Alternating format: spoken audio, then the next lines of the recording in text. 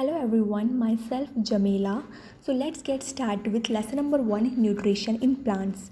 In the first paragraph it is mentioned that all living organisms require food and food contains protein, fats, vitamins and minerals.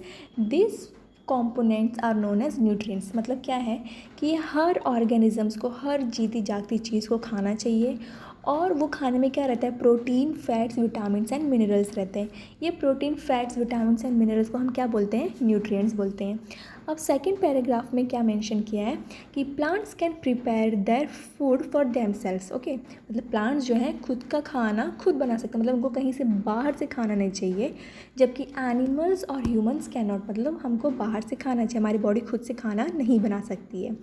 तो animals और humans को खाना कहाँ से मिलता है, they get it from plants और from other animals that eat plants, या फिर उनको प्लांट से खाना लेना पड़ता है या फिर कोई ऐसे जानवर से जो प्लांट्स खाता है।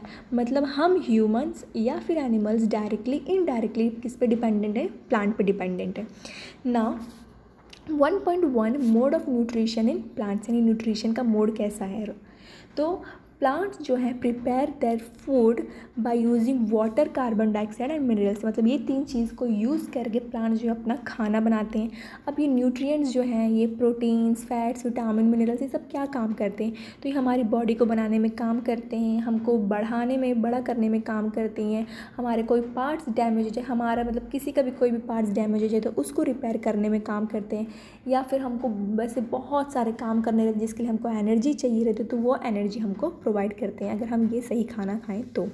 ओके ना, यहाँ पर एक डेफिनेशन दिया है, nutrition is the mode of taking food by an organism and its utilization by the body. मतलब हम जो ये चीज़ ले रहे हैं और हमारी बॉडी उसको यूज़ कैसे कर रही है, उसको हम कहते हैं न्यूट्रिशन, मतलब हमारी बॉडी को उसमें से क्या मिल रहा है। ठीक है, जैसे फॉर एग्जाम्पल यहाँ पर प्लांट ने water, carbon dioxide and minerals लिया, उसने उसको यूज़ करके खुद का खाना बना लिया, तो हम उसके कहते हैं ऑटोट्रॉफिक न्यूट्रिशन। अब ये प्लांट्स का हो गया। अब animals and most other organism take in food prepared by plants. अब हम तो खुद से खाना नहीं बना सकते हैं या हमारी बॉडी खुद से प्रिपेयर नहीं कर सकती, तो हमको क्या करना रहता है, हमको प्लांट से खाना लेना पड़ता है। ठीक है, तो हम क्या है, हिटेरोट्रॉफ्स हैं, या एनिमल्स जो हैं हिटेरोट्रॉफ्स हैं। प्लांट्स ऑटोट्रॉफ्स हैं क्योंकि वो खुद बना लेते हैं खुद का खाना, जबकि हमारी बॉडी खुद से खाना नहीं बना सकती है। ओके, तो 1.2 photosynthesis, food making process in plants. तो मैं यहाँ से डायरेक्टली फिगर से एक्सप्लेन करती हूँ कि जो प्लांट्स हैं उनको फूड प्रिपेयर करने के लिए क्या चाहिए, water, carbon dioxide and minerals.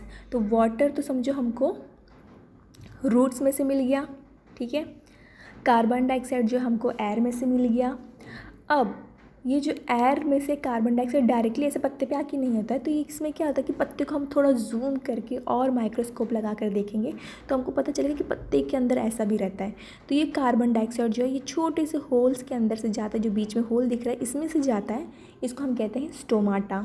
अब ये स्टोमाटा के बाजू में जो तुमको डॉट डॉट दिख रहा है उसको हम कहते हैं गार्ड सेल, तो उसके अंदर से कार्बन डाइऑक्साइड जाता है।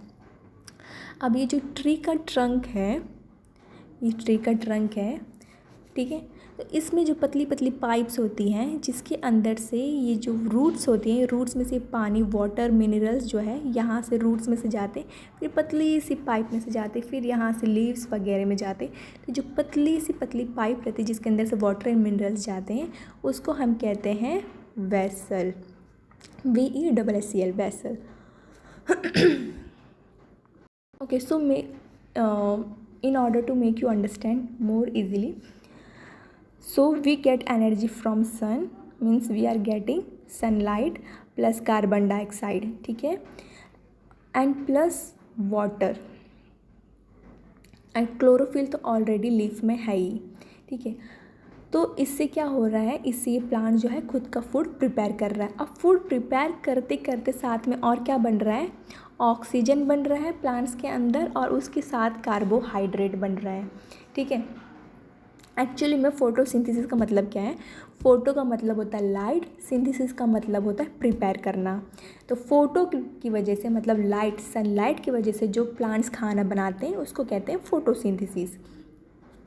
तो यहाँ पर क्या है कि कार्बन डाइऑक्साइड प्लस वाटर यानी कार्बन डाइऑक्साइड प्लस वाटर और उसके साथ सनलाइट और क्लोरोफिल की वजह से क्या बनता है, कार्बोहाइड्रेट प्लस ऑक्सीजन। मतलब ये सारी प्रोसेस हो रही है फोटोसिंथेसिस की और उसके साथ साथ में ऑक्सीजन और कार्बोहाइड्रेट बन रहा है।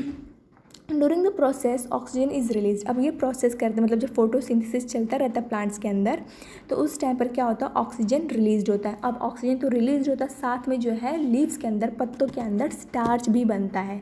इससे पता चलता है कि फोटोसिंथेसिस हुआ है।